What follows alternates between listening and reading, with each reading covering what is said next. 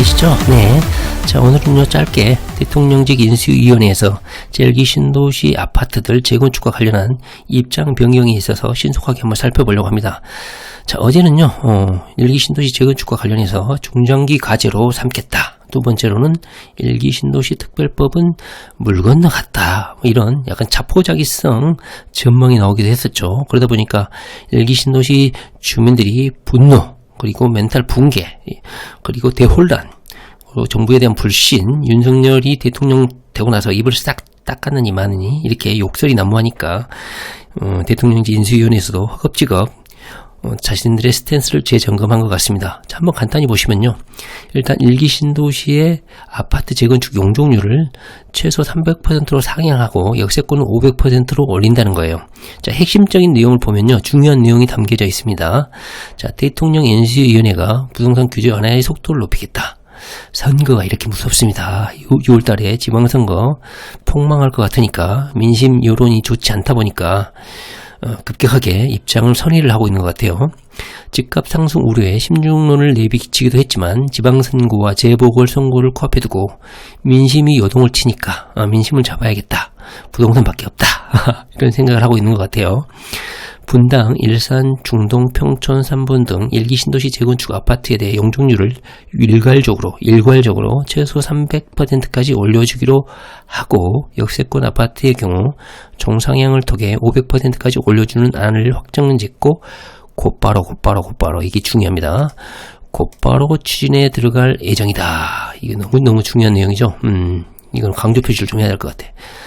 시간을 두고 천천히 하는 게 아니라 곧바로 추진에 들어갈 예정이라는 것이죠. 자, 이것을 보면 1기 신도시 역주변의 아파트 가격이 천정부지로 오를 거라는 것을 예상해 볼 수가 있죠.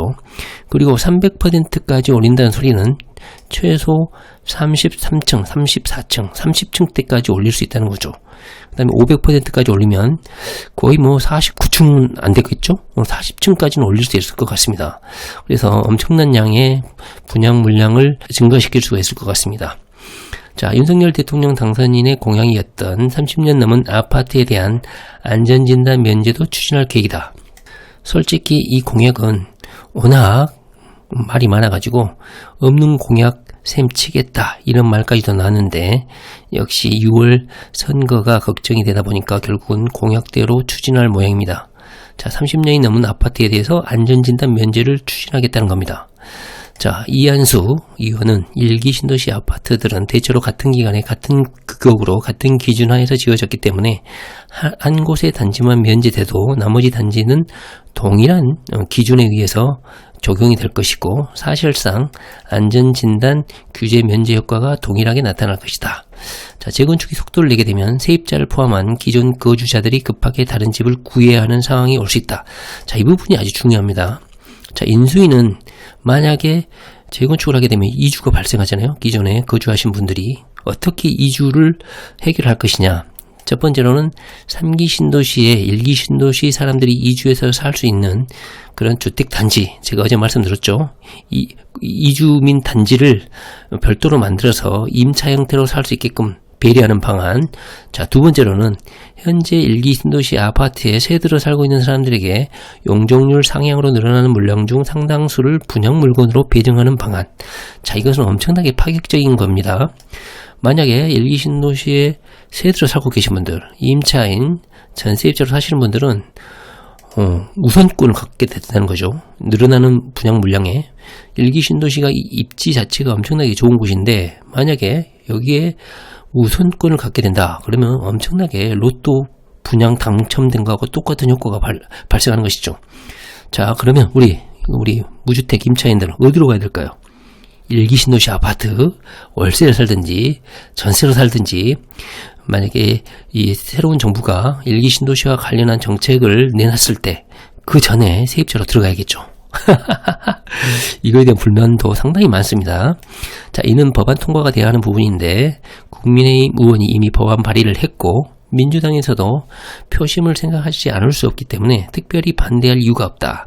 만약 이런 식으로 해서 재건축의 속도를 내게 되면 공급 물량이 급격하게 늘어나게 되죠. 1기 신도시에 가구 단지가 엄청나게 많잖아요.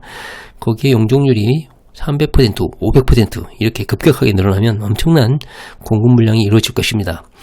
자, 만약에 이것을 윤석열 정부가 단기적인 아파트 가격 급등을 우려해서 만약에 이것을 실행하지 않는다면 윤석열 정부도 문재인 정부와 마찬가지로 계속해서 부동산 아파트 가격이 계속해서 고공행진할 가능성이 크다. 자, 문제가 됐던 대출 규제 완화 속도도 내기로 했는데 기존에는 주택담보대출 비율을 80%까지 완화해 주겠다.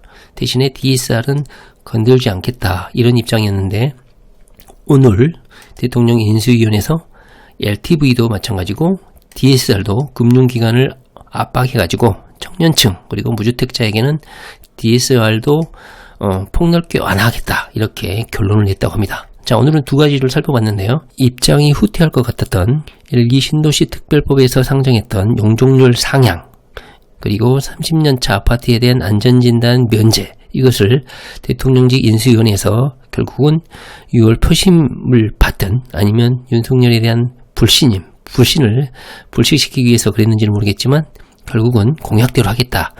그렇게 입장을 정리했다는 겁니다. 이 LG 신도시의 주민들 너무너무 부럽습니다. 저는 LG 신도시 임차인으로 들어가야 될 것 같아.